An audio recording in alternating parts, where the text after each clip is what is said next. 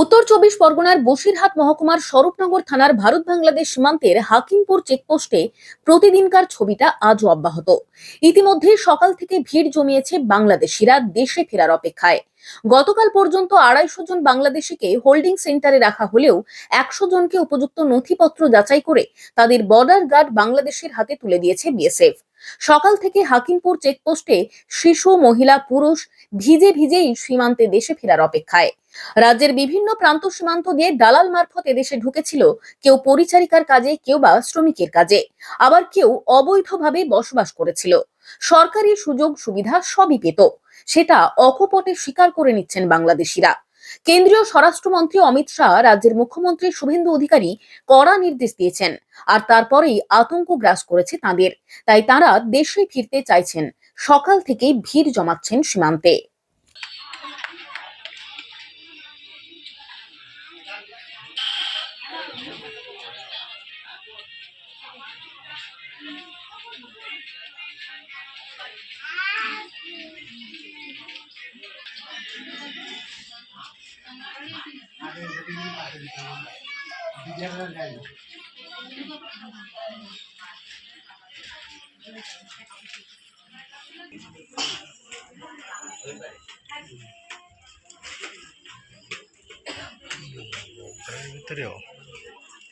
আছেন কোথায়?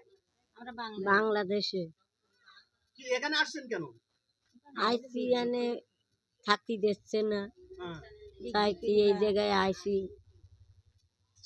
আর দিয়েছেন? হ্যাঁ, তারপরে দিয়েছে ওই লিখি ফুড়ে দিলে লিখে যে বাংলাদেশে দেব। দিয়েছে, বলেছে বাংলাদেশে দিয়ে দেবো বলেছে। হ্যাঁ হ্যাঁ, কোথায় থাকতেন এদিকে? বাংলাদেশি মাঝের পা। কতদিন ধরে আছেন? কতদিন? 16 বছর আছেন? ওইরা কোনো কাগজপত্র হয়নি? আমাদের মান নেই বা দাদা দাদি নেই, আমায় কি ওষুধ দেয়নি। কি নাম আপনার? আমি না, এদিকে কোথায় থাকতেন? দুর্গানগর। হ্যাঁ, দুর্গানগর। দুর্গানগর। কি কাজ করতেন? পাশাপাশি কতদিন আগে আসছিলেন বাংলাদেশ থেকে? 6 মাস হয়েছে। 6 মাস আগে। এখন ফিরে যাচ্ছেন কেন? আমাদের দেশে আমরা চলে যাচ্ছি।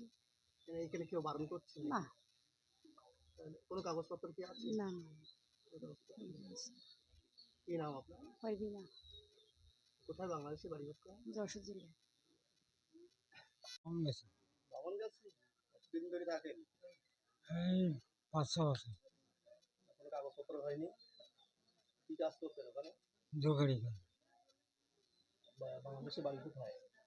খুলনা। এখানে কি কে থাকতেন আপনার সঙ্গে, আর কি কে থাকতেন? আমার বউ আছে। এখন ফিরে যাচ্ছেন কেন? কি করবো আর?